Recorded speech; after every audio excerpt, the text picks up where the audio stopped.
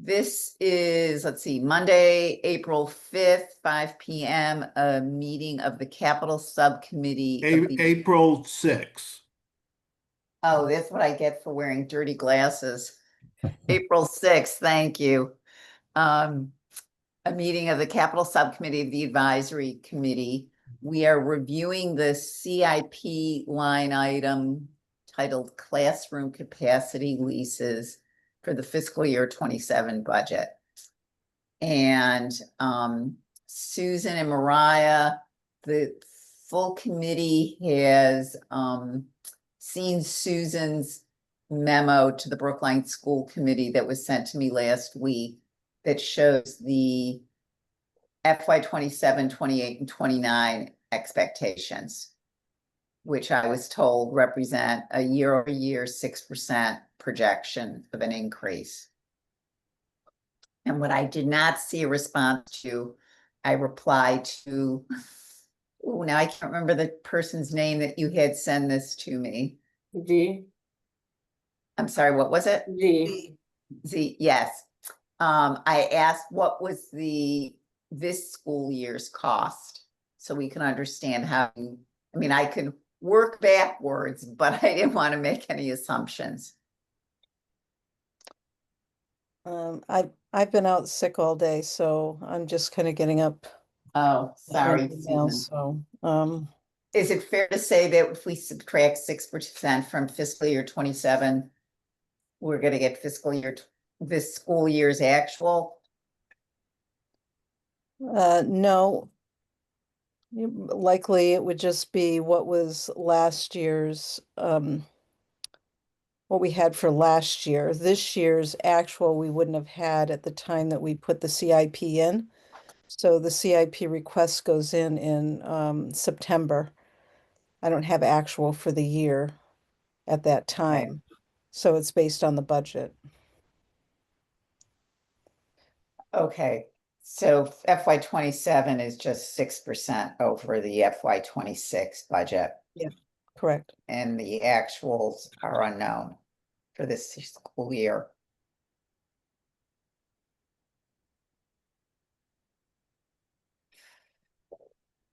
Okay. Just to be clear, we're talking about the capital only for the Yes, 6%. Michael, this has been the age-old beef of this committee that these leases are in the CIP. Gotcha. Okay, but the 6% we're talking about is not the operating budget. It's the CIP we're talking about. That's right. Okay, thanks. That's right. Which it's an interesting. It's because you bring up an interesting point. If it was in the operating budget, whether it be the school's operating budget or the towns, there would be more pressure to do something less than 6% in order to make the numbers work. But I understand why they did 6%. But it would be nice to know how much in excess. That's a very comfortable assumption to say 6%. Why not 5%? Why not 4%? Something closer to what CIP's been running. because there's a provision in the contract that caps the increase at 6%. I understand that. So that's why it's just based on the contractual terms. But we're over budgeting. If it's not going to be 6% because CIP is running at 3.5 or 4. In theory, well, yes, one would think that that's why I think there is $170,000 in prior year classroom capacity CIP accounts that speaks to the difference between budget and actual, and those funds should be applied against the current balances to reduce them. I think that Melissa is thinking of using those to pay down the utility overages in the school accounts. Okay, well, then it should still be used. I'm glad it's getting used somehow. Right. But actually, most of it comes from, I think, 2 years ago. And I don't know what the difference was 2 years ago, if it was maybe when they budgeted for Clark Road or something. But anyways, but it would be nice to not have this going forward. So we could, what knowingly goes into a cushion that we aren't gonna need because CIP is running lower means that that's money that can't be allocated to some other CIP project. So that's why it would be great to know what the actual was for this year, and maybe we could come up with a more reasonable estimate for what to have for fiscal year 27. Either way, in the end, it goes back to the CIP or through free cash anyways. Once the fiscal year's closed, then the money is no longer available for that purpose, or the purpose is no longer exists. So the thing is, with the way the leases are structured and the way the CIP process is structured, the timing of all of that does not align well. So yeah, so in the CIP we're doing in the summertime and submitting it for September. We only have budget numbers at that point in time. Then for the upcoming year, we don't have information on the CIP because it's tethered to the CPI in May. So we don't know even now what the CIP will be. So I think that's why historically in practice wasn't, it's been this way since this lease has been in place, is to do the 6% when putting together the CIP and looking at the out years. And then if there's money left in the account, then it gets closed out and then funneled back through free cash and allocation back to other CIPs. So I don't think it's been closed. The balance has been closed out in a couple of years, but that was how it was explained to me when I arrived, how that was handled. Right, because I think there's leftover money in previous accounts. The other question I would throw in is, if we have an increase 6%, does that make the negotiating of the leases more difficult? And why wouldn't they raise 6% if they know that they have the money for 6%? So how does that work? The leases, and I can share them with you, Carlos, the leases are very prescriptive about how the annual increases run. Yeah. And they haven't expired yet. They just keep on rolling over the same terms on a yearly basis. So then why is the increase in the CIP for this item more than whatever the leases have prescriptively? So leases say CIP, the CPI, excuse me, for getting the Right. two mixed up. It's the annual CPI increase, but the timing of that CPI increase, excuse me, does not coincide with our fiscal year, either budgeting or our fiscal year period. It has to do with the timing of the leases. And I can't remember if it's 3 months before the leases expire. Most leases usually have, it's not the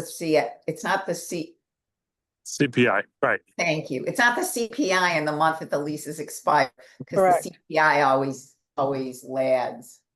But what's and I'm sorry, I'm not aware of what the CPI right now, but is there a big difference between the CPI and the 6% that we have in the CIP? Yes, there has been. Okay, so I guess the question is, why don't we do it closer to the CPI, since that's the number that they can increase it by? That's what we're talking about. And I'm sure if I still get it bookmarked, I could quickly pull up what the CPI has been for any given period in time. But it's been running around 4%, 3.5%, something like that, nowhere 6%. What's gonna happen if this war continues is a whole other question. Exactly. Pam? Okay, I had a different question, sort of. I looked at the numbers you gave us for the leases for next year.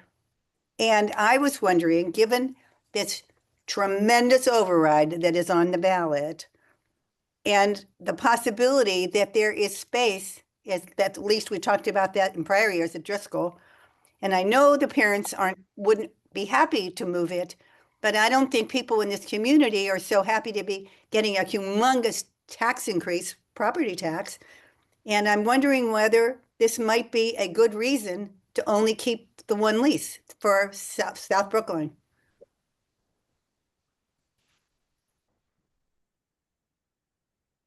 Or Mariah or Susan? I mean, I think we've been pushing for either getting rid of the leases or moving them I into guess your I'm a little operating budget. confused by what's being asked. You're suggesting that, just so I'm clear, Pam, because there's already, I believe, Susan, am I correct that there's 3 or 4 BEEP programs at Driscoll now?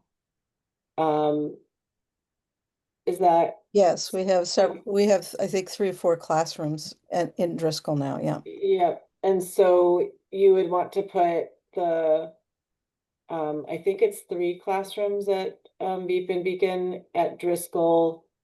See, I don't know how many there are, that's the truth, and where Okay. they are. But I was just looking at it, thinking, you're recommending a huge increase for the schools, and no question about it. But is there any way we can find a place to put those as part of our cost and our cost containment that would show the community that we are really doing tough choices? And it's no different than reducing staff. In my opinion, it's a tough choice too. But Pam, this is part of the CIP budget, not the operating budget. So it's a Yeah, different I pocket of understand. money. I Um, understand, but it's money I that, also believe that the beep on Beacon is ending when Pierce Correct. is open. Is that correct? Yes, Correct.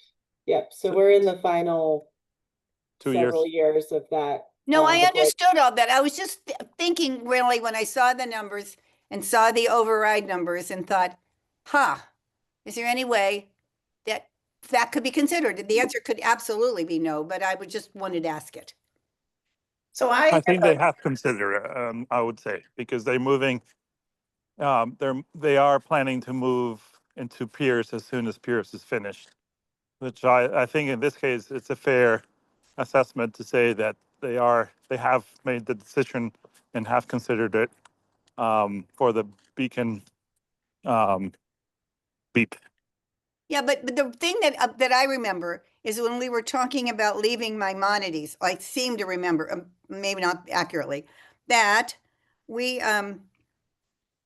what were we going to do, and how could that help us? And that, is there any, and that the parents really, were on Beacon Street really depended on its location. So that's one of the reasons it was staying there when that topic came up before. Now, I know, so I'm just curious to know, is there any other space in this town that those programs could operate? I understand we said, Pierce, that was before we said we were having a very large override on the ballot too.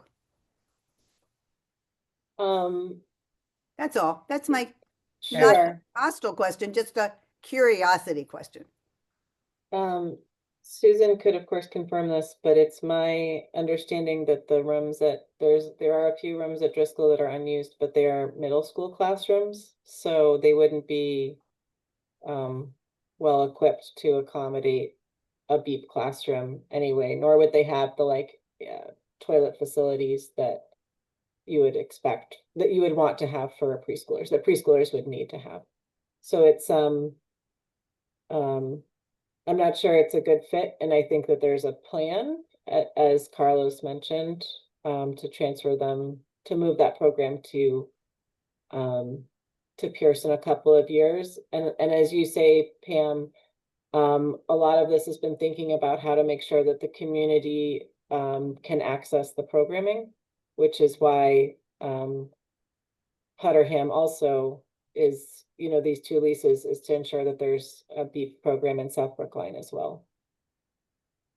I recall, and this is sort of related, but coming in from a different direction.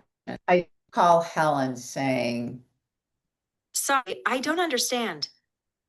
I have no idea why that just came from.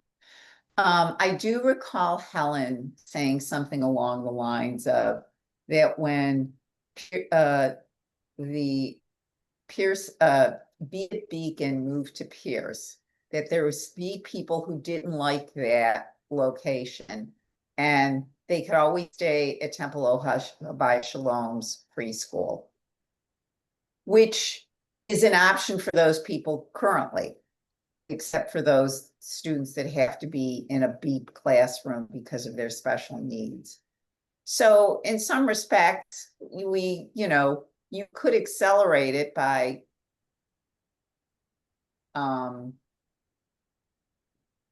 decreasing the size of the program if you felt that, you really can't afford it in your operating budget. That's one alternative. The other alternative is, what about making these more self-sufficient, putting BEEP in a enterprise fund mode instead of coming to the town every year to pay for the leases? And I know you're going off school committee, Mariah. So. Yeah, but BEEP already has a revolving fund. I sat down with Cliff and Dick and Sadaf and Jeff on the ERSC school subcommittee, and we did the math of the program. And the program, all loaded in, the costs are much higher than the market would bear. Part of that being that this program is a special education, inclusive education program, right? It's not just like any old program. So for a lot of reasons, the revolving fund exists, but it's not a standard program like some of the enterprise programs are, which are truly mostly self-funded. So what does the revolving fund go for? It's where the tuition goes, and it supports a lot of the general education programming, the staffing. So the program, there's a whole report in the ERSC report all about BEEP and the funding model, and includes the cost of leases, sort of does all in program costs. But again, it's not, I don't think it's necessarily appropriate for a true enterprise sort of model. I could be wrong, and I'm stepping off, as you say, so it's not my decision, but it's different than golf. Yeah, I appreciate that it's different than golf. And the programming for special education requires that you have a certain number of students that are typical. And so it's really about providing early childhood programming and interventions to give those kiddos the best opportunity to launch into kindergarten as possible. So it isn't that, but we do take the tuition in, and any regular education expenses that we have, we charge off against that. But for any special education expenses, those remain in our operating budget as they should be. I would just add too that, like, maybe some of you don't remember because it was right before COVID, but I actually wrote an op-ed with Lauren Bernard about how the Clark Road lease needs to go because it was a lot of money. And PSP has gotten rid of that lease, and there's a plan to shift the, as we've been talking about, shift out of the BEEP at Beacon lease. So I appreciate the point of the committee, which is that we need to reduce these costs. And I think it's helpful to also contextualize this over time and see that there is a huge amount of progress being made, and the Clark Road lease was incredibly expensive compared to these other ones, and it's going in the right direction. In a couple more years, it'll be much lower. And I'm glad of that. Yeah, I would agree with Mariah. I mean, I think this is very different from in the past where they actually had offices or space used for staff at Clark, and they had multiple leases. And I think with the off ramp of Beacon to Pierce, which is already a geographic change, but not as big as moving it all the way to Driscoll, I think we'll end up with just one lease. And I think what should happen once you have that single lease in South Brookline is that it should be not in the operating, sorry, it should be in the operating budget, not in the capital budget, because it really, we spent $750 million in classroom capacity over the last few, 10 years or so. So I think this last lease that is really an operating cost should go into the operating budget. I guess one other question, and what's going on in the lower level at Baldwin? And is there room to put beat classrooms there? Where did you ask? Sorry. I said, what is going on at the lower level of Baldwin? And is there room to put beat classrooms there? Susan, do you want to reply to So, that? yeah, so the facility is not set up for early childhood. There's wouldn't be sufficient bathrooms of the size and variety Right. to do that for sure. But what's happening there now? Is it something that should be explored? Well, I suppose in the long run, as you're looking at enrollments and space, that, all options should be explored. And optimized based on, what needs the school department has at any given time. But the purpose of Baldwin remains the same as it was, when we got rid of Clark Road and moved in and had the space set up. So that, the idea is that we would be expanding classrooms in-house to the extent that we can in order to accommodate the students within our K-8 elementary schools. At the same time, we're also trying to expand in-house programming for special education as a way to support those student needs without having to send them to out-of-district placements. So there has been some transition in our school in the use of our space to try to optimize based on programming needs and student needs as they present themselves to us. So those are conversations that we have regularly about, what our needs are and how do we best support those needs at any given time, which can shift. So, Baldwin's being used in the same way that we had, designed it for, and it's not designed for an early childhood class. Also having one early childhood class, which is about all you would get there. It's very small space. Even if you did reimagine what you were doing to create a space, it's not optimal operationally to have any one specific classroom so far away from any support services that students and staff would need. So for a lot of reasons, that wouldn't be really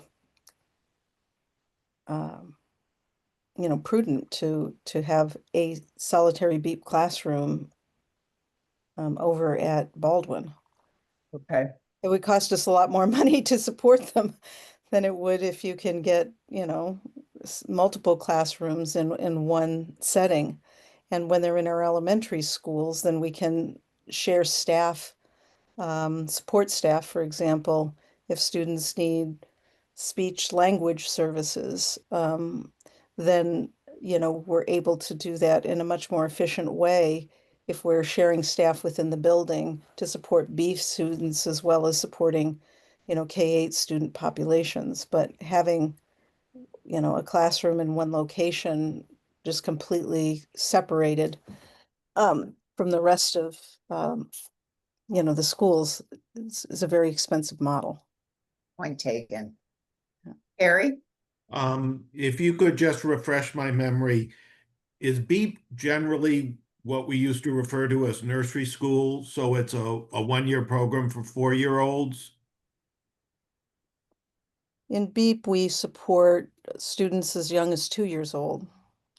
So So they 2, could be 3, in BEEP for 4. several years? Yes. Okay. Thank you. Carlos? How many kids are at the South Brookline location? And how many are those? So, I guess the second question is, in order to fulfill the requirement, the legal requirement, how many typical students would you need in order to balance off the special ed kids? In the expenditure and revenue subcommittee report, it says Putterham was projected to have 53 students. But is it 53 that are there, or, I mean, for example, there's a ratio between how many typical kids versus special needs kids for first every need kid, right? Yeah. The ideal ratio is, I think, 40 to 60. Okay, so there's and does it, how do you distribute those kids around so that the ratio is fulfilled and you don't fall below the ratio? I guess Well, the question is, if the once you know classrooms once you know how many special kids you have, how do you know how to admit the typical kids? so every student has their own unique profile and needs. There are some students that are going to require different ratios of students in a classroom per teacher based on what their needs are. And so it's not a kind of a one size fits all, but rather, looking at ratios are approximately 40 to 60, but in some classes they may require fewer students. And in others, you may have more. So we're looking at just in general, kind of like averages, not every specific classroom looks the same. That's just not the way programming is for students who have special needs. So they're on IEPs and they have specific, and we do try to group them with similar um,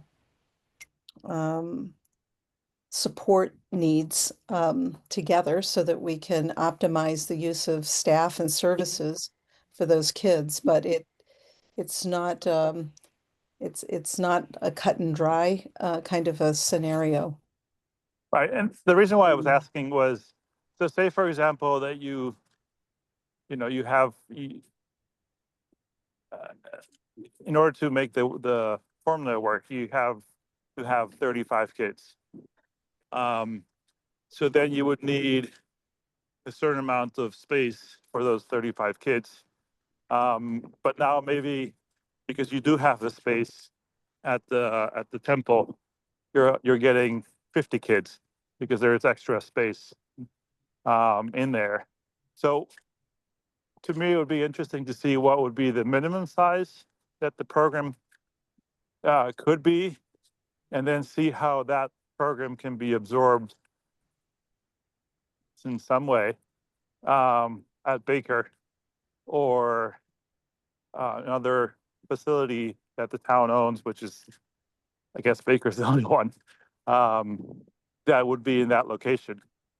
Because otherwise, I don't see how we can get rid of the South Brookline lease,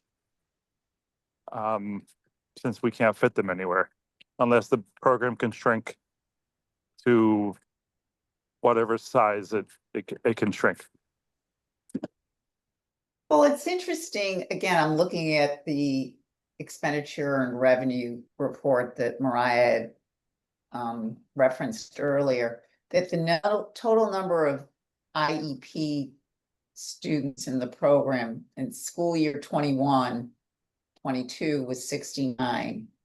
Last year, 24-25, it was down to 51. So that was a loss of 18. Yet the whole B program enrollment only declined by 9. Is that right? Oh, no, 11, sorry. So if you're looking strictly at the ratios of IEP students to regular students, it would imply that you could actually contract the program if the program's primary objective is to service the IEP students. How that would play out geographically, I don't know, but it sounds like there would be room, though then you'd have students who would have to, regular students who would have to find other private nursery school options. Yeah, we were in that situation. We got accepted to BEEP. BEEP was not cheap. And we ended up doing Pine Manor Learning Center, which was actually a little bit cheaper than BEEP. So there, for the kids, the typical kids, I think there are a lot of options. But I think what I would propose is the interim solution until we actually have space in town-owned buildings would be to try to make it fit population-wise in those town-owned buildings. Or if we can't, shift the cost of the lease to the operating budget, since it is part of the operating of those programs. Right now, we're running them bigger than they can or they have to be. So therefore, in theory, we are going beyond what the law requires. And then in Yes. theory, the taxpayer shouldn't be burdened with that requirement, since BEEP is, again, there are a lot of other options that are as expensive as BEEP are, and that is good. Well, one of the, I agree with you, Carlos, and the issue we run into every year is we talk about this every budget season, and then the school committee goes ahead in the fall and renews the leases. And how to get this addressed what can we do to get this addressed in a timely fashion? That's our challenge. I think that there's maybe some context here which has changed over time as well. And I don't know if everyone is aware of it, and I might be a little bit out of date as well. There was a time when BEEP was actively growing, and part of that was related to the actual lack of childcare, of preschool childcare in town. And this was pre-COVID, certainly, and there just really wasn't enough options. And as part of that, I'm sure you all recall the building on Harvard Street and that whole conversation and the partnership that was going to happen and that ended up not happening. That would have been a capital resource for BEEP to take advantage of.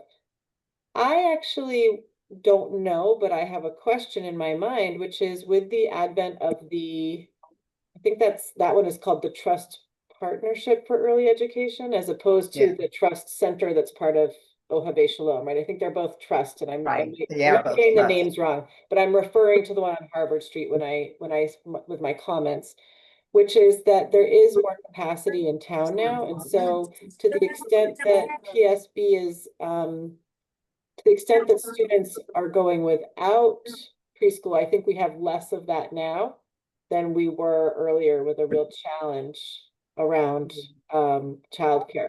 So I actually don't disagree at all. I think that there is a question of how to right size beep.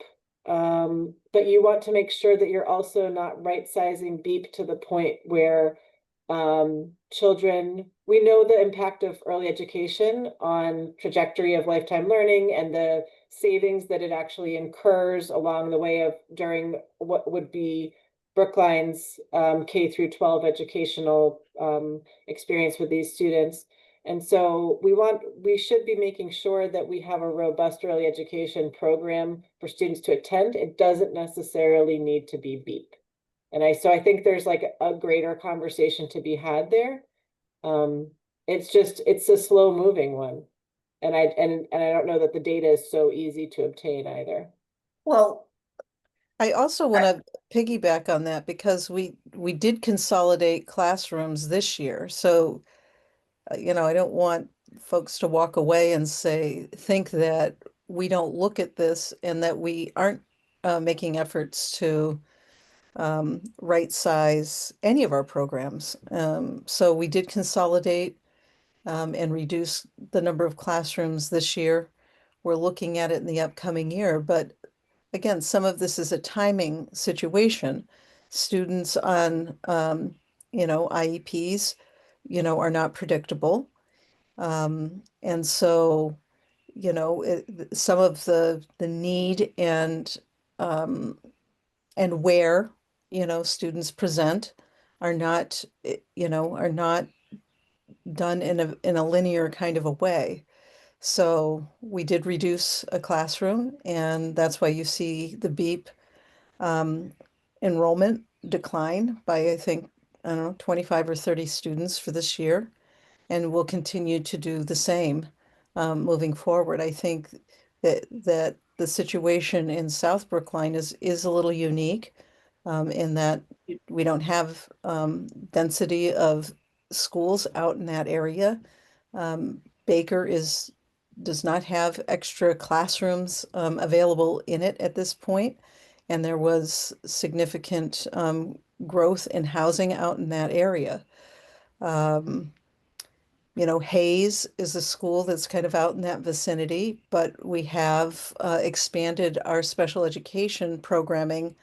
The RISE program, which was predominantly at the Runkle School, was expanded out into Hayes about 3 years ago, and that program's growing out there.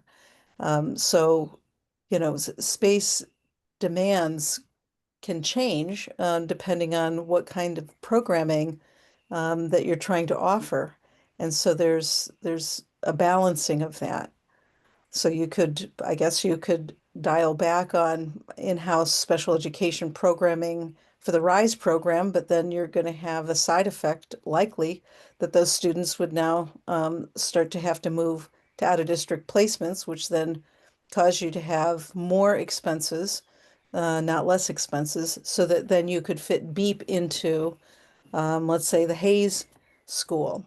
So we have to look at programming across the board, and we do. It's regular conversations that we have, senior leadership and our principals about how to optimize the use of our buildings based on the needs that we have at any given time. And we do this. I've been here for 3 years, and every year we have these conversations, and then we try to make strategic changes in service to reducing leases, providing services in an efficient way to our students, and minimizing the cost to taxpayers. So, I think that's all, good points, Susan, but I guess the question would be, how many students on IEPs are at Putterham and how many are at Beacon? And whether or not, there is the ability to move those students, or as those students age out, to one of the town-owned locations. And even if from a holistic point of view, people in town feel like we need to be running a preschool program in the Putterham area, what's to keep it from transitioning to something like the Sewell program that's self-supporting rather than taxpayer underwritten? I think that's really the question. How can we minimize the impact on the taxpayers? I think we're all on the same page with that, I guess is what I'm saying. And we've taken steps to try to do that, and we'll continue to do so. So I think it would be helpful, we do not vote today on the CIP. We just discuss it, you give us information and we discuss it, and then we do a holistic CIP vote next week on the 15th, hopefully. So I think before then, it would be important to know what the current school year's costs are at both the Temple Emeth lease and the Temple Havai Shalom lease, the Putterham and Beacon locations. And it would be interesting to know how many IEP students you're serving in the current year in both locations, and how many regular paying students at both of those locations. With the caveat, we understand that you don't know what the enrollment's going to look like next year. We get that. Carl, first let me ask, do people on the committee agree with the need for that kind of information? Yes, that would be useful. Great, Okay. thank you. Carlos?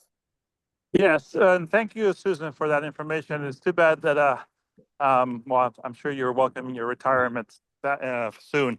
But it's too bad that you're leaving us, because all this information and this good forward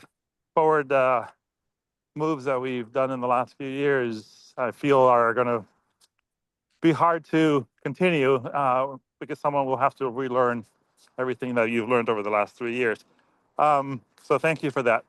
What I think is important to note is that BEEP, so BEEP has, again, two parts. One of them is the required part, and the second one is the paid part, which is very equivalent to other costs for similar services, which is very different from elementary and high school, where private school is, 40,000, whatever it is, and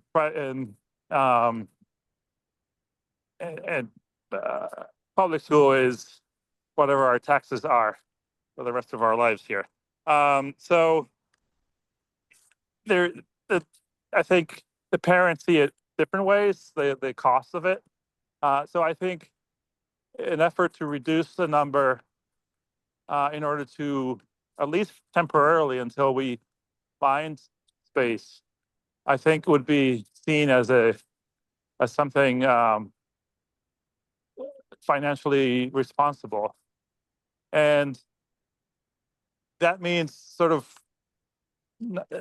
I guess not, I know that there's nothing at Baker, but maybe, depending on what happens with the override, maybe other spaces, like, for example, Baldwin, we realized that we can't have all everybody who's working there and it gets repurposed or something like that into a BEEP program again.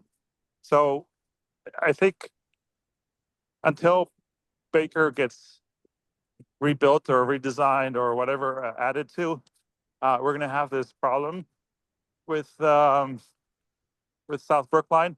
At the same time, I know that at Runkle, there are a lot of kids who come from all parts of Brookline.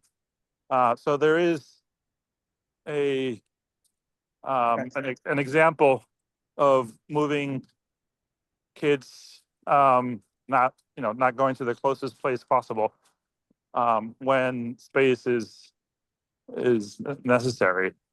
So I mean, there's a lot of moving parts, but I think it would be welcome to try to get rid of Temple MS in the mid range. Thank you. Thanks, Carlos. So we still have the question of what can we do to sync up the conversation and the discussion around renewing these leases with the requirements for renewing the leases. One of the leases you have to give notice on November 30th. The other one you have to give notice on December 31st of your intent to renew. Then I understand the school committee just approved the leases last week or something, or 2 weeks ago. And then town meeting has to approve the appropriation to pay for them. So what we really need to do is somehow get a fall discussion about these leases. And I know we spoke about this last year and it didn't happen. And Susan and Mariah are leaving us, so they can't make it happen. So how do we make it happen, advisory committee, subcommittee members? Can I Or make a Mariah? suggestion? Yes. Which is what, and I think this is something you've wanted to do anyway, but maybe the thing is, once the committee reorganizes in the following the election, and there's a new finance and capital chair, whoever that is, you reach out to them and maybe set up, like, have a conversation, including Yeah. these kinds of things. Okay, that's as good of, that's a good suggestion. And I guess the question is, and I don't know, because I'm not the parliamentarian, as to whether or not there's something we append to our appropriation recommending a discussion in the fall. I don't think that fits in the realm of special appropriations, but it certainly fit in our write-up, or maybe the larger AC vote. I see Bella is here too and went off camera. She might want to respond to your question as well. I just Given wanted she to will be here in the fall. I will be here in the fall. I just want to assure you that I will be here in the fall, and I know that Mariah and Susan are leaving, and such. I mean, it's big, that big change. So I've been trying to join the meetings, to listen, to be prepared somewhat more for that transition. I wish I had done this more previously. Honestly, there were just a lot of things in front of me coming into this year here in Brookline. And so I appreciate everything that Mariah and Susan have done. So I will absolutely hear from both of them in this transition. I've just texted Margaret. I don't know if I can get the answer to your question. You're looking for the number of students on IEPs versus not on IEPs at Beacon and Putterham. Right, and our question is, and just so you know, it's been years that this committee has been Yeah. not happy with these two leases in the CIP. Oh, okay. And we put it in your operating budget, which we know has plenty of room to absorb them. That was sarcasm.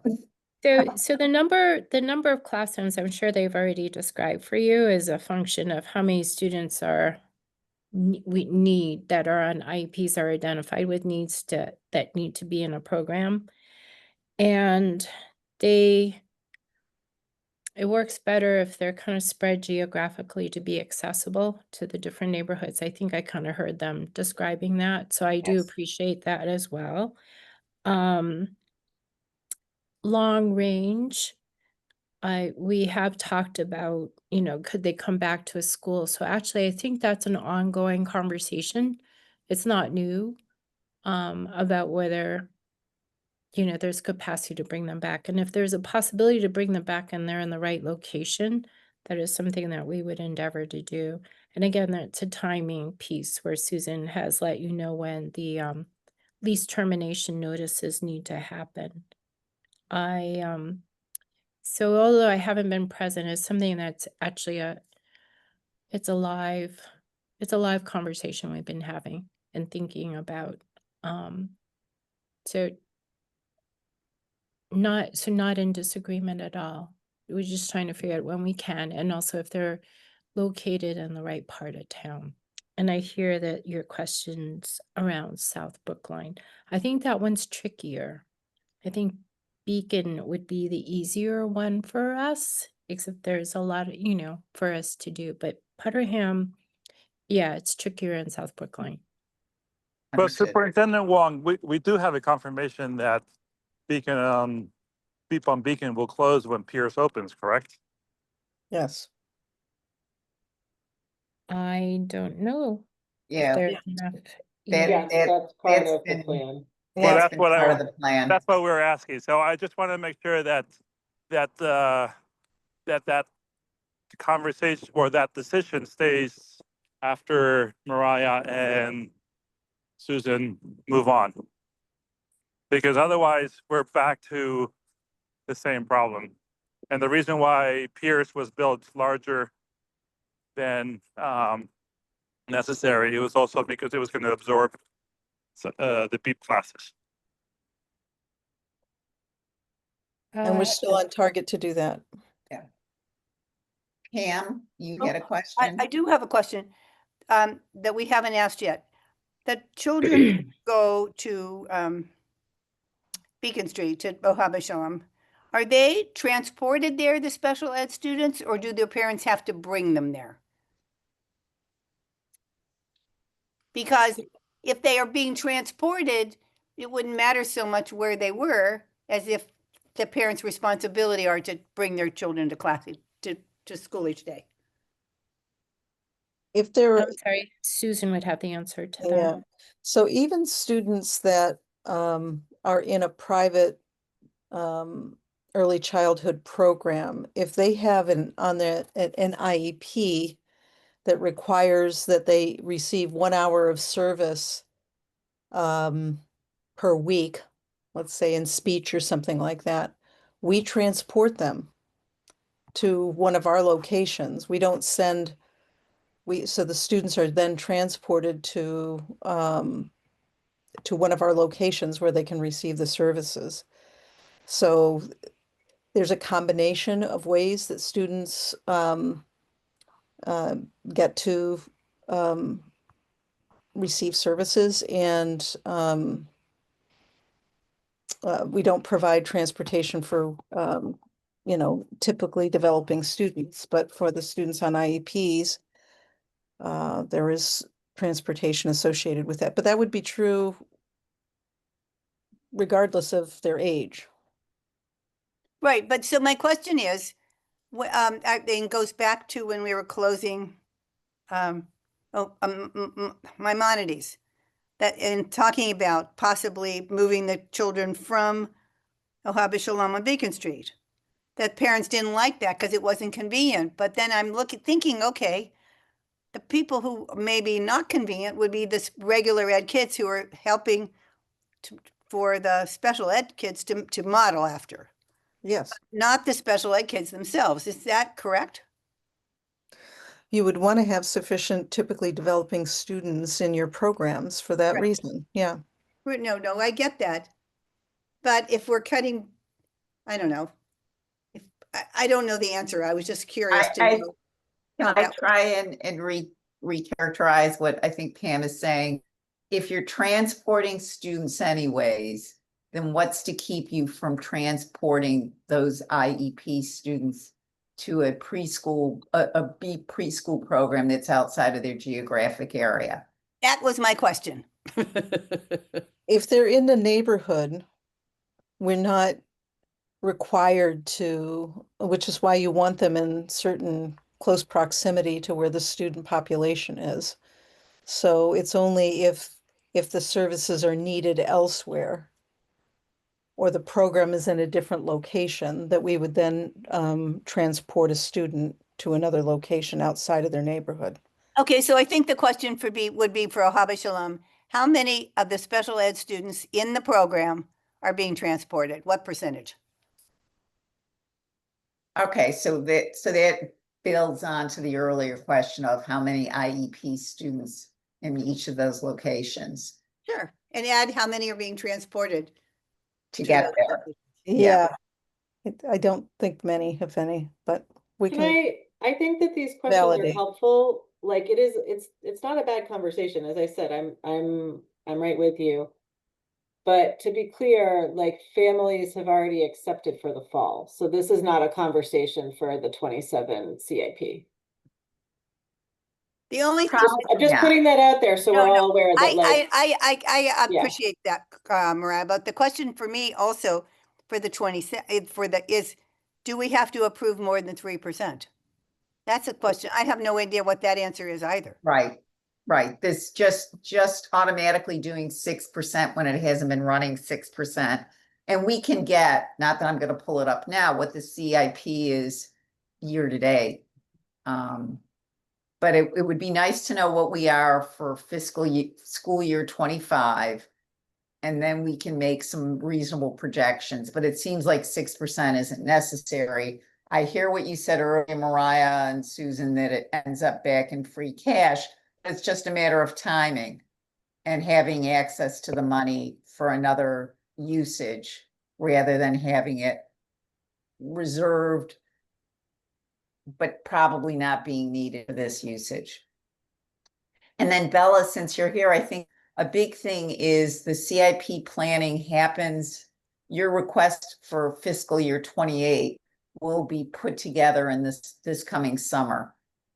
And how can we, the challenge with these leases is how can we get the conversation moved forward to coincide better with the planning process as to whether or not we can get rid of one of these leases sooner than has been anticipated. And also ahead of when the lease need to be renewed, which are November 30th and December 31st, and I can never remember which one is which. Or Carol, before they're accepted, because once it's a very valid point.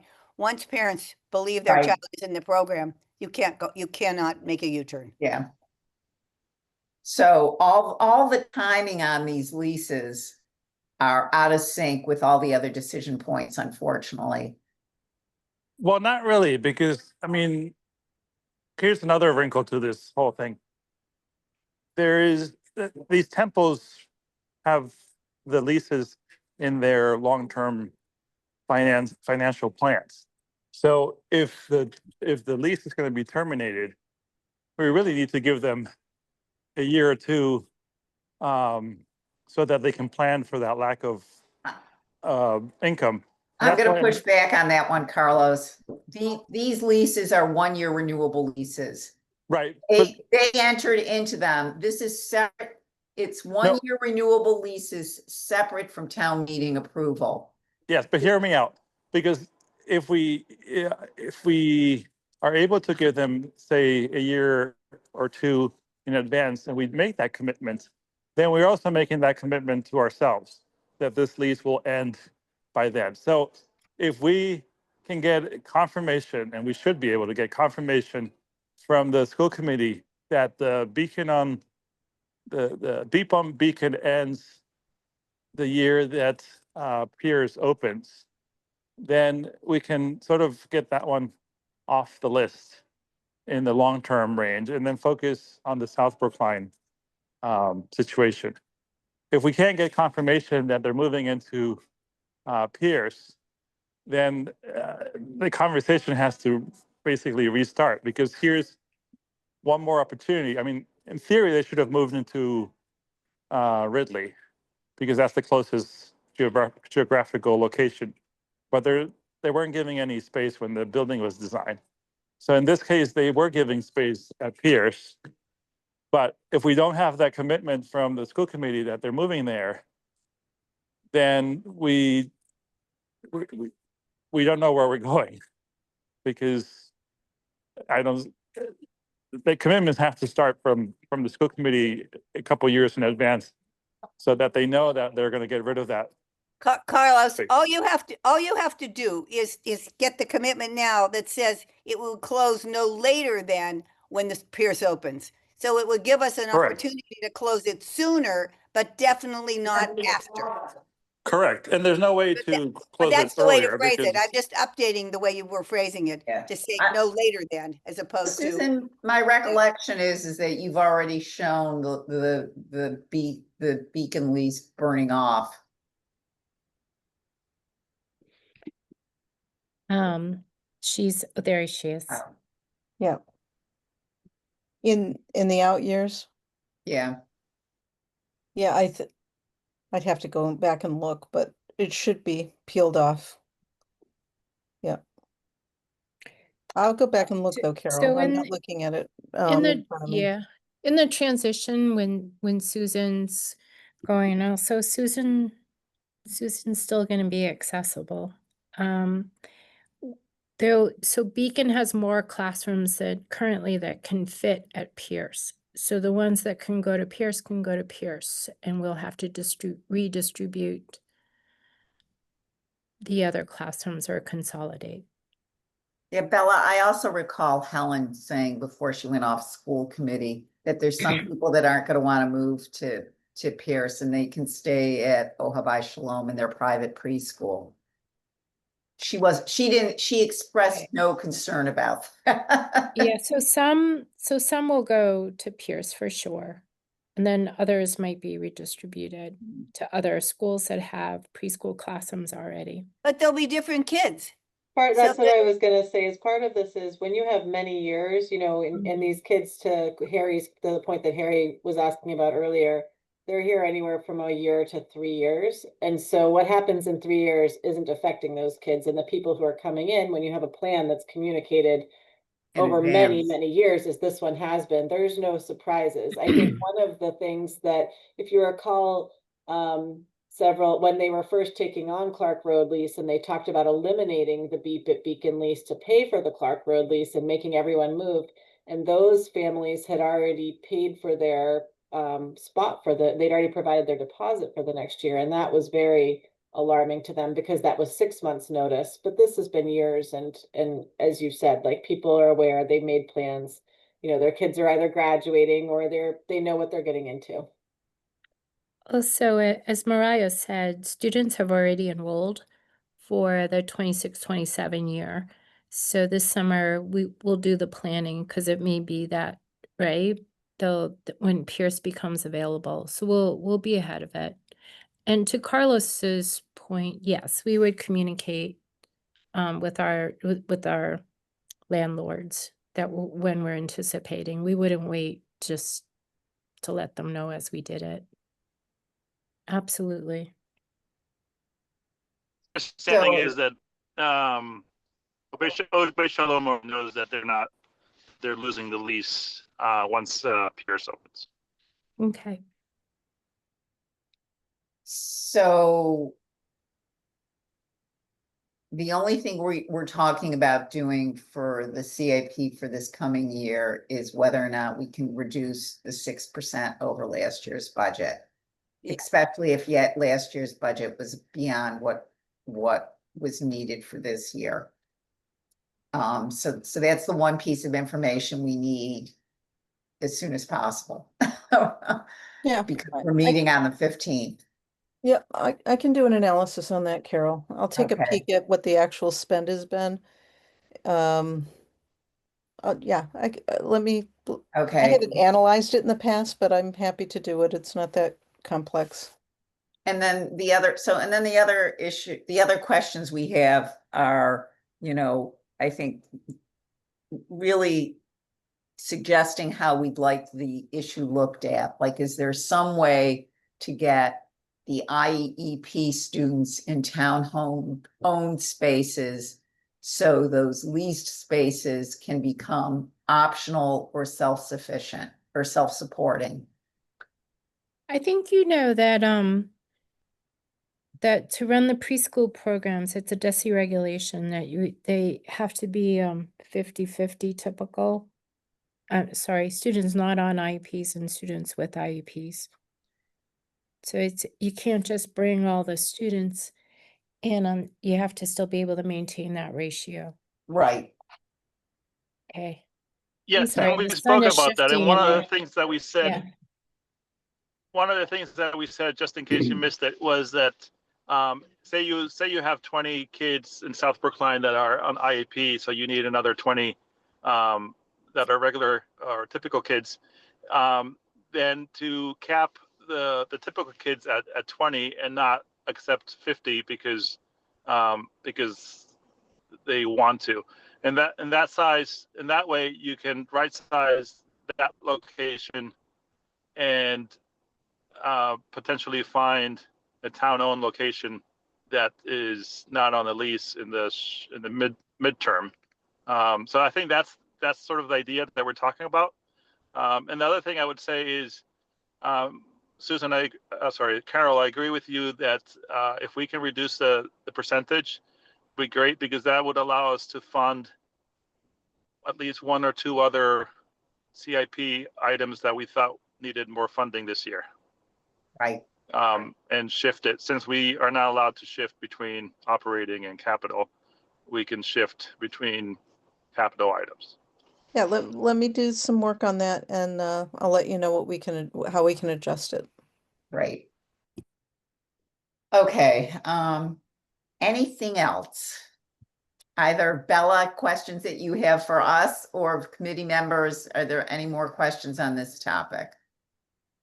I have a small comment not on this topic, just to our committee when they're finished with us. Okay, Mariah, you had something? I just was wondering, if you are going back to the previous CIP item still tonight, or if it was just this topic for PSB tonight. It was just this topic for Okay. PSB. This is the only CIP item that's a direct line item in the CIP. The other one was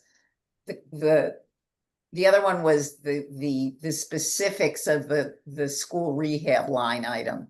Yeah, So okay. So we you're are not gonna now talk about revisiting school this. rehab tonight? No, we are not talking Okay. about school rehab. So I could go home? Is that- Go home. Okay. Go home. Thank you. Thank you for your time, Have a Mariah. good night. Bye-bye. Thank you. And I'll sign off as well. Okay, thank you, Susan. Feel better. Thank you.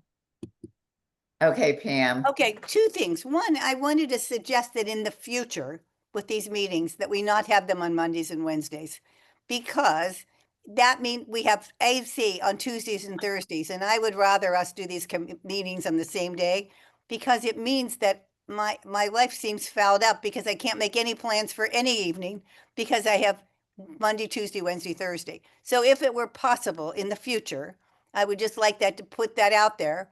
And I know one other person on this committee who agrees with me, but I won't name the person, it's not important. But just the thought that it might be possible to think of, at least see what works for the group. We will have an organizational meeting again in the fall, and we can That's right. talk about it. So I just wanted to make sure that we try to remember that. And the second was, I just wanted to report that I was at a campaign thing for one of the potential school committee candidates. But I asked the question about the monies that we struggle over every year, about how much money the schools are putting in for maintenance, for facilities, maintaining facilities. And one of our select board people, Michael Rubenstein, complimented me for asking the question and said it was really important. I just wanted to report it out, that maybe part of our strategy is to make sure that along the line that we get the select board thinking about it. And even the candidates running for school committee this year asking those questions publicly. That's all. That's a great point. And we need to have probably a further discussion about the repair and maintenance budget for public buildings. And we as a subcommittee need to discuss what we're going to recommend to the AC as far as how we should be advanced moving forward. I know that the town administrator has some ideas for how he's going to plug the shortfall for this year.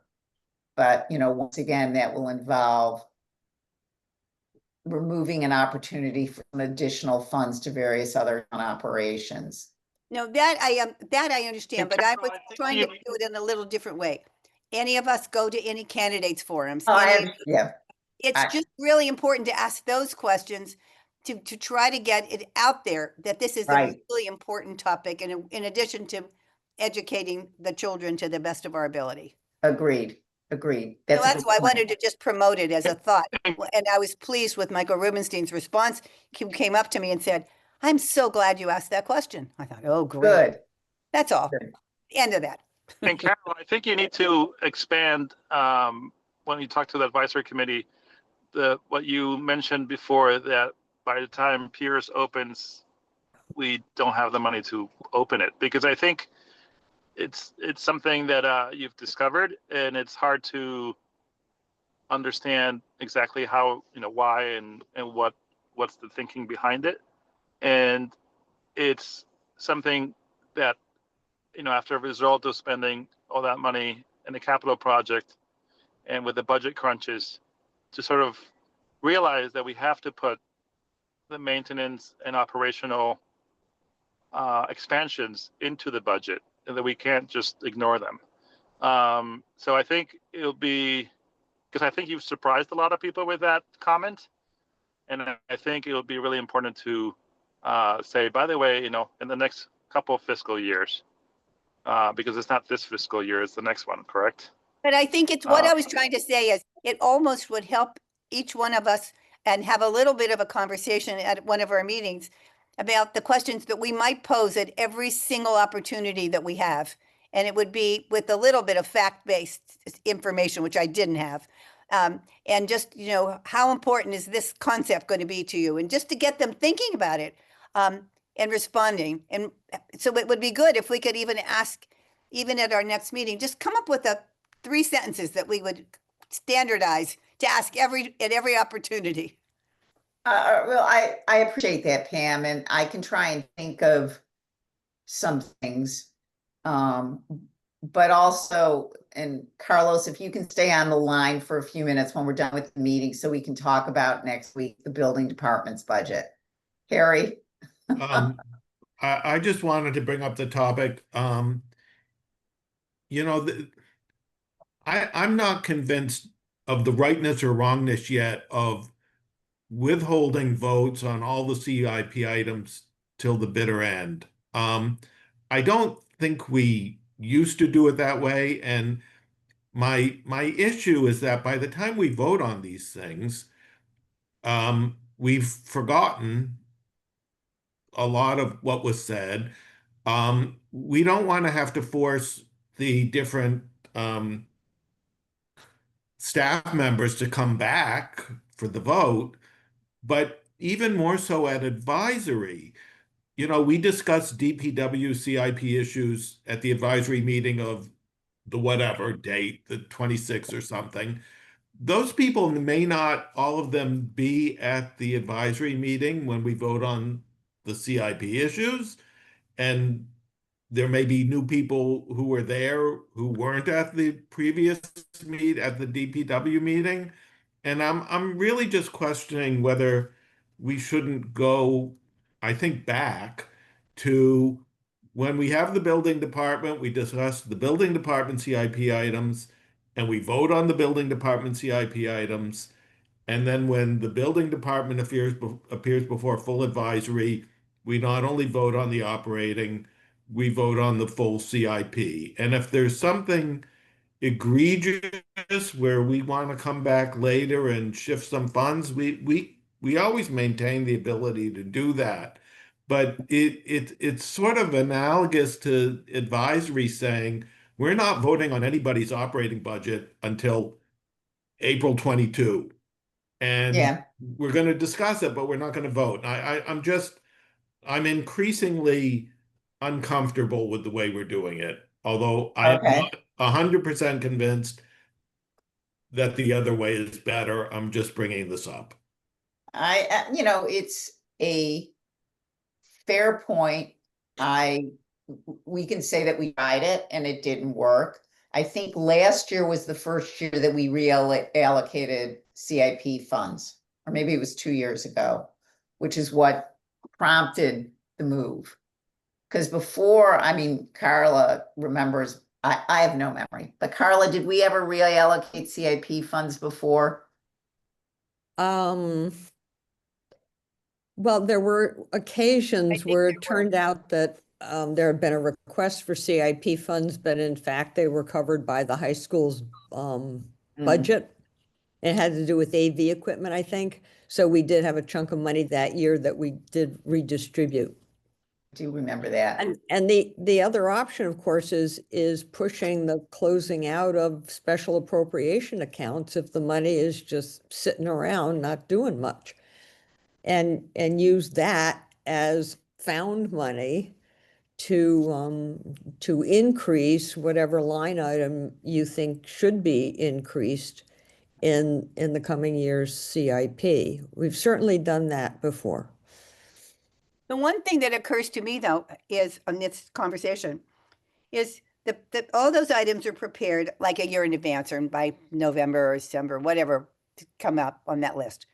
And what happens if something really becomes more urgent? And that would be, is the new thing that really just came up is way more urgent than anything on the CIP now that could be postponed. I think we've talked about postponing some things from time to time as well. So I don't know how exactly to resolve that. Michael? Yes, thank you. I'd like to echo Harry's concerns. I think I think there's a benefit for doing it in the moment when people are there. I think it's good for the town departments because it acknowledges their time well spent. And if necessary, we could come back and make a change. I'm trying to think of items that may or may not reach that particular point where we have to say that it's too controversial to vote on. In that case, we could hold it. I'm thinking particularly of the lighting at the golf course, which is a CIP item. It's very controversial. But for those that are not controversial, I think we could perhaps split it, things that are going to go through, let's have it go through, and hold those that may need more discussion. All right. I will just add to what Michael said, that 80 to 90% of the CIP items we vote every year, there's no controversy about them. We vote the amount, ADA renovations, elevator stuff. Yeah.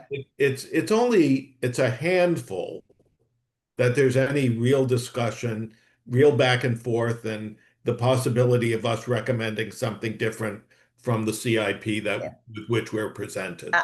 Last year was an abnormality, and I can't remember how we did, but we ended up sprinkling a lot of money to a lot of different accounts. But I hear your point, but we're on this path now for this year. We have the fall to reconsider how we schedule the meetings and how we want to go about this year. I will say the one good thing that's come about from this is that we now have more of a focus on the outstanding balances of the CIP funds, which I reviewed with Melissa last week. And like she learned something new, like the money in the CIP for the public safety, the fire department rehab of the emergency vehicle, whatever number it was. Our subcommittee hearing, the chief said that they're barely using it and it doesn't need to be rehabbed now. So now that's money is available to get reallocated. So again, she has some plans for how she wants that done. And Carol, another item which actually we forgot to discuss last week at the full advisory when we talked about sustainability, because we talked about the solar panels, but we didn't actually discuss that CIP item appropriately, because we did not say that of the 3.2 million that they were asking for, only 1.6 or whatever number it was needed for building what they want to build, and the rest 2.3 was soft costs for designing future things. Future, it was the future, yeah. Right. Yeah. So we never we never touched that point with the advisory committee, which we have to do, because if we Yeah, are in a money crunch, I think it's not advisable right now to spend that much more money for planning something that we may or may not do in the next 10 years. there's a conversation to be had. I think the reason that falls under the CIP is because they're hoping, it appears, and this is something we should discuss with Alexandra, that they're doing a good job of planning ways of investments that are gonna save us money. So I think that's Right, where but our. we never, but when it came up last week, we did discuss the CIP for sustainability, but we never actually touched on this point that it was much more than they needed. Okay, Just, uh, if I could just tailgate on that, just to add to it. A lot of the times at the full advisory, we get into discussions that take a lot of time. yes. We go down some rabbit holes, like should there be a hyphen between bylaw or not? And people who are, I mean, it's just like dessert for people who are lawyers to debate that. But in essence, if we want to really focus on the most important controversial items, then getting rid of the ones that are de facto or are kind of ho-hum would be an advantage. So we could spend more time and focus the full advisory on the controversials. So I'm gonna suggest that when we meet with Melissa on 4/15 to talk about the outstanding balance in the final CIP and how we want it reallocated, we come up with our priority list and we make that how the agenda is organized for the day that, what is it? Is it April 29th that the full thing goes to vote? April 28. Okay. So for 4/15, let's have a list of our hot button issues. Or of a list of priorities, not hot button issues. And I agree with you, Michael. I get so frustrated sitting in the meetings because we run out of steam at the end of the evening, and sometimes the most important things end up getting rushed because it's late and we've run out of steam. Sleep. Yeah, I agree. Yeah, and if we can highlight, if we can highlight those issues and maybe even give a heads up to the department heads saying, you know, we aren't planning on challenging anything in the CIP related to, you know, what your request was. You know, you don't need to bring your full contingent, or you can just have us on in the background in case that we think that there isn't going to be any further discussion on their CIP items. Maybe that would be a courtesy we could extend them. Agreed. Okay. So on the 8th, on Wednesday, we're talking about the Community Preservation Act. I've sent you a lot of information. I've been wondering, which is why I asked all these questions in advance, whether or not the town's getting big enough bang for its buck on CPA funds. So that's why I asked some information to see how much is actually going to town projects and how much is going to third parties. So those are the sort of thing I'm going to suggest that you prep for on Wednesday. I sent you, in addition to their presentation, I sent you something from the state talking about how do you administer or make these CPA discussions. I keep on mixing up CIP, CPA, CPI. Sorry about that. I'm also going to suggest that you look at their their rubrics as to how they grade things. Seems like everything is of equal importance, which isn't, you know. But terribly- Carol, one of the real things that we have to remember is that they can only react to things where they've received applications and done all their homework. So part of our issue is that once we get this list, we can't do much with it, but we can only try to work on future and making Right. sure town departments apply if there's a particular project, to look forward and see what, and really our impact could be to look forward on CIP or whatever and say, these are things that you have to get started and try to get these monies, because otherwise we aren't eligible. Well, you know, the flip side of that is, why isn't the CPA person in the planning department going out and reaching out to the town departments to talk to them about what their CIP requests are going to be, and see how they can make things, offer suggestions as what might fit or what not, what wouldn't fit. You know, I noticed in Lexington, all their maybe not all, but they use CPA funds for school playground renovations. Oh, great. Yeah, sure. You know, and so I think, you know, my view is, me personally am going to advocate for seeing how we can get more leverage from the CPA funds for town-owned assets and projects. And is there a way of, say, you know, just saying as fact that the CPA is going to allocate X amount of money every year to the housing trust fund, and the schools, and the town no longer has to take that out of free cash? See, I don't know that we can do that, Carol. I don't know that we can't. All right, well, let's, And, you know, these are the questions that I think need to be asked. Because we're going in, we're asking people for an override. The I agree. CPA is 1% of your tax bill. It's not quite 1% of the levy. So it's 1% of your tax bill, and that's, you know, that's money that people are paying that is going to factor into their calculation of how much they support the override. that's true. We're talking about future years, though, not affecting So- this year, I think. I mean, I don't know. Carol, what I would suggest, Carol, is because I mean, the CPA is a new thing for Brookline, and I don't think we're doing it exactly the way we should be doing it for the reasons you just mentioned.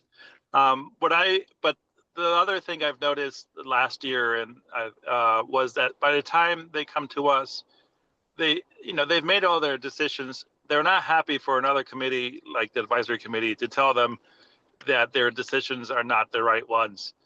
And they also are not happy when town meeting wants to take out an item and vote for it separately. We've come up with this issue now both times with both Temple Beit Shalom and the church on Beacon Street, when they were looking at using for private buildings. Yeah, of course. So I think what would be most useful is actually to have a combined meeting of the CPA committee along with this subcommittee on the off season before they've decided to do any of the applications or decisions or anything.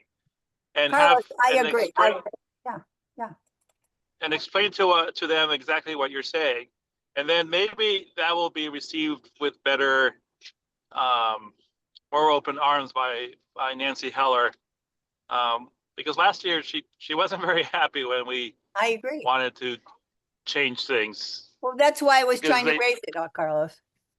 I agree. She was basically saying it's none of your business. We decided it. I agree. Yeah. Agree. You know, my view is the people of Brookline did not vote to establish a private foundation. And there has to be some accountability to town meeting and the other, you know, components of town. So this is not a personal attack against Nancy, and we'll talk about this on Wednesday, but I feel comfortable bringing up some of these concerns about how the program the impact the program is having. And we can say we'd like to talk to you about them at greater length after the budget season. And before you get going for next year. I think that's reasonable. And maybe the select board should be part of that conversation too. I don't know, I see John's on the line. I don't know who from the select board, if anyone is like the liaison with the CPA committee. You might not. I think that one member of the select board recently did ask what essentially you're asking, Carol, which is, can the waterfall for free cash be altered now that we know CPA funds? There's a dedicated revenue stream for the affordable housing trust fund or affordable housing projects from CPA funds. And does that change anybody's outlook on free cash and how it's distributed? Yeah, I think it just needs to be tied up that a certain X amount of the CPA funds go to the housing trust fund. I think that's an interesting issue, but I think in general, as long as the CPA warrant is written so that everything is an all or nothing, we can't take out project X. We can only vote for all the projects or vote against all the projects. I don't see any hope of them changing their methods or anything else, because town meeting is not going to disapprove every single CPA project. Whereas they could have disapproved one or two if we had a vote on each one. But is there a possibility? Because it's not by law that it's an all or nothing. No, it's the way they write It's the way they warrant. write. So what happens if we recommend, just think about it, that we want them to come back at the fall town meeting and not have it be all or nothing, that we want to postpone the appropriation till the fall because we find this choice not, in conflict with fiduciary responsibility. I fully support that. Now, we have not noticed it's conversation about the CPA tonight. I was just giving you a heads up.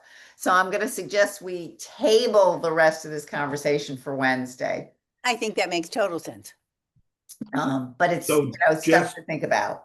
Just one other issue, Carol, that you should be thinking about, not in the near term, but if, for instance, we have lost Anthony, if he's elected to select board, this committee is down a person, you might be looking at the advisory committee roster to see who you might wish to recruit to CAP. That's a great point. Okay.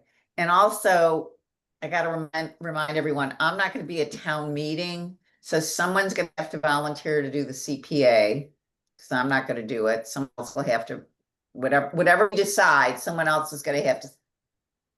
Are you hiding or are you volunteering, Harry? I am hiding. It ain't going to be me. So someone's going to have to do that. Oh, well, when do you leave? I'm leaving on 19th. 19th of April or May? May. All right, we have some time to argue about that one.